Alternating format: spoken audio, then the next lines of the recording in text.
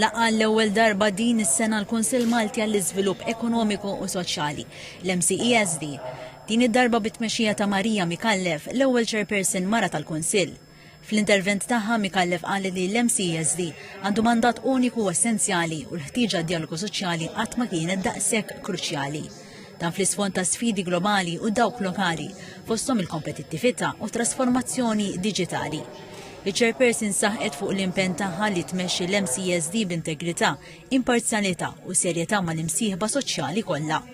Irrimarkat ukoll li fil-jiem li ġejjin se tkun qed tiltaqa' mal-membri l-Kumitati tal-Kunsill tal-MCESD biex immedjatament jiġu diskussi l-aspettattivi tal-imsieħba soċjali u jsir xogħol strutturat biex dawn jintlaħqu b'mod professjonali. Ma' TVM News irrikonoxxiet ir-responsabilità tal-karika tagħha anke l-fatt li hija l-ewwel mara f'din il-karika.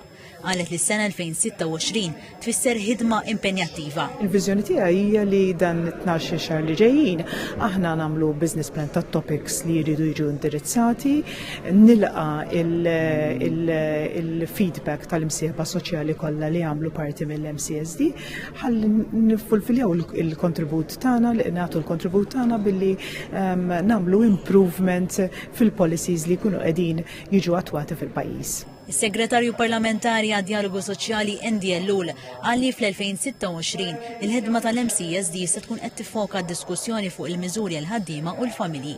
U kkonferma li right to disconnect, ir-remote working u l-miżuri kollha tal-family friendly measures fosthom il-paternity leave, il-maternity leave u l-parental leave se jkunu fuq in-nett tal-aġenda tal-MCESD.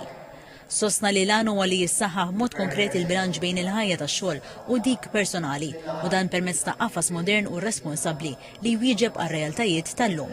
Intant iddeskriva l-laqgħa bħala mument storiku għall-MCESD u esprima fiduċja li Marija Mikallef se tkompli tibni fuq ix-xogħol siwi tal-predeċessur tagħha u fisser ħidmet dan il-Kunsill bħala kruċjali anke biex ikomplu jissaħħu drittijiet tal-ħaddiema.